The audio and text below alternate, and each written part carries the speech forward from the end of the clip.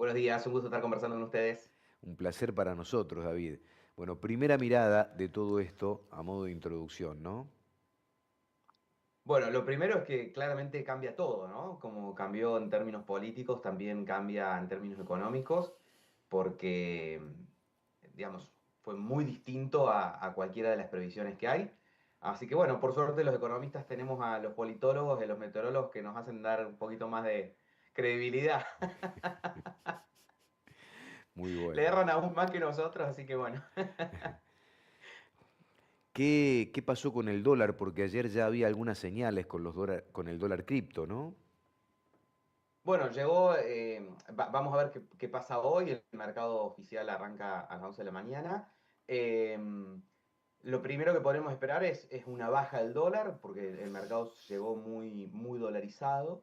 Entonces lo que podemos esperar es una primer baja, donde ahí la duda va a ser qué intente hacer el gobierno, ¿no? Porque aunque baje, digamos, el gobierno sigue con alguna necesidad de comprar dólares, de recomponer reservas, tanto por metas con el FMI como por vencimientos de deuda. Entonces ahí vamos a ver qué es lo que intenta hacer el gobierno. Si deja bajar el tipo de cambio estos primeros días con dos objetivos. El primero, mandrilear al mercado en el sentido de demostrarles que estaba mal apostar contra el modelo económico y qué sé yo. Eso desde una mirada más aleccionadora hacia el mercado, que es lo que hizo en otras ocasiones, por ejemplo, con la flexibilización del cepo en abril, o si, bueno, perdón, y lo segundo que podría incentivar al gobierno a hacer eso es que el martes se define, mañana, el tipo de cambio con el que se paga la emisión de uno de los bonos dollar linked, y el viernes vencen los dólares futuro, ¿no? Entonces, que de alguna manera es lo que tiene que pagar el Tesoro y lo que tiene que pagar el Banco Central con estos dos instrumentos que acabo de mencionar. Entonces, mientras menos sea el tipo de cambio, mayor es la ganancia que de alguna manera o la diferencia que tiene tanto el Tesoro como el Banco Central. Entonces,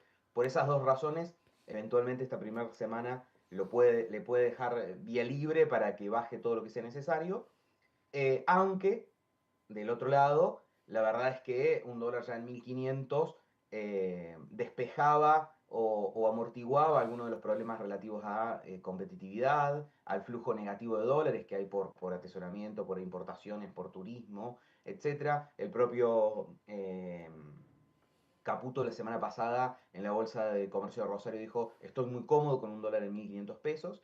Entonces yo creo que ahí, habiendo ya tenido el nivel, en este nivel de tipo de cambio, que la culpa fue de la oposición y no del gobierno de llevarla a ese nivel, creo que el gobierno va a aprovechar para que de alguna manera se mantenga, no sé si en los 1500, en los 1450, en algún nivel de eso, en algunos de esos niveles, y priorizar alguna compra de reservas para tratar de hundir lo más posible el riesgo país. Hay que ver si efectivamente se hace la recompra de bonos como se había anunciado la semana pasada, con el objetivo de que el riesgo país baje lo más rápido posible y permita eventualmente que se pueda refinanciar la deuda, y ahí eso también hacia adelante despejaría muchas de las deudas, tanto cambiarias como de refinanciamiento de deuda. Así que, en resumen, probablemente esta semana lo veamos bajar al tipo de cambio bastante y eventualmente el gobierno sin poner demasiado piso,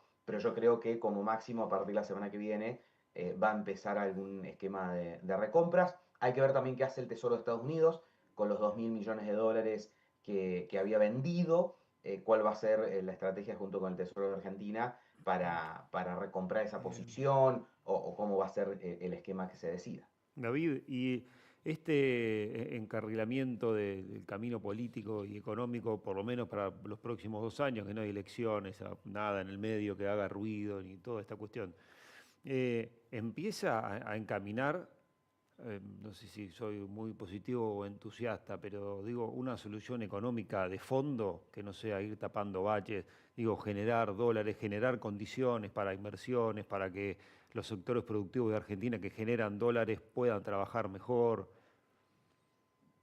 Bien. Bueno, lo primero es que creo que lo habíamos conversado la semana pasada, cuando hablamos de los escenarios que podíamos tener hacia adelante. Y lo primero es decíamos, incluso bajo el supuesto de que las elecciones iban a ir mal, que era un poquito el consenso que había, el escenario no era explosivo. No era explosivo porque muchas de las tareas, en términos de estabilización fiscal, monetaria y cambiaria, se habían hecho, ¿no? Entonces, en ese sentido, yo creo que hay que pasar este valle. A ver, Argentina está encaminada, como decís vos, sin que pasen ninguna cosas, pero sin ser demasiado optimista, la realidad simplemente, a mayores niveles de exportación, principalmente motorizados por minería y energía, muchos compromisos de inversión en el marco del RIGI, o sea que está encaminado a un futuro de mayor ingreso de dólares, que es siempre uno de los grandes problemas. Eh, el tema es que venís transitando un desierto de dólares hacia la tierra prometida de un exceso de dólares, ¿no?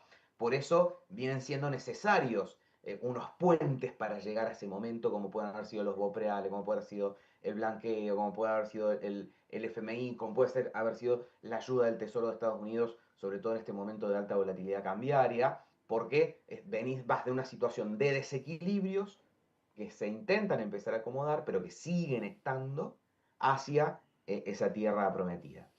Yo creo que esto allana el camino principalmente por el lado de la posibilidad de reformas de fondo, que era una de las grandes razones del pesimismo en términos de los mercados, en el valor de las acciones que veníamos viendo estas últimas semanas. Che, al final no se va a poder hacer mucho en términos impositivos, no se va a poder hacer mucho en términos laborales.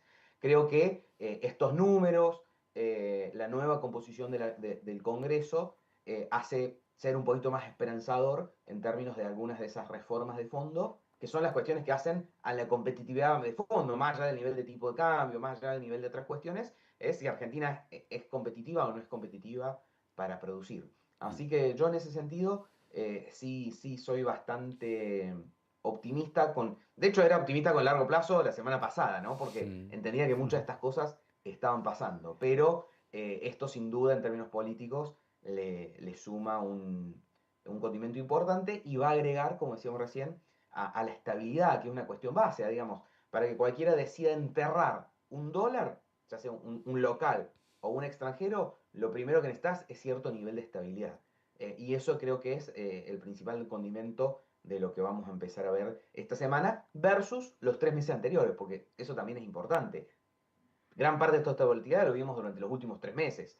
El año y medio previo a eso habíamos tenido bastante nivel de estabilidad, obviamente desde los desequilibrios de los que se partían, pero la inestabilidad y toda esta cuestión fue más propia de estos últimos 3 meses.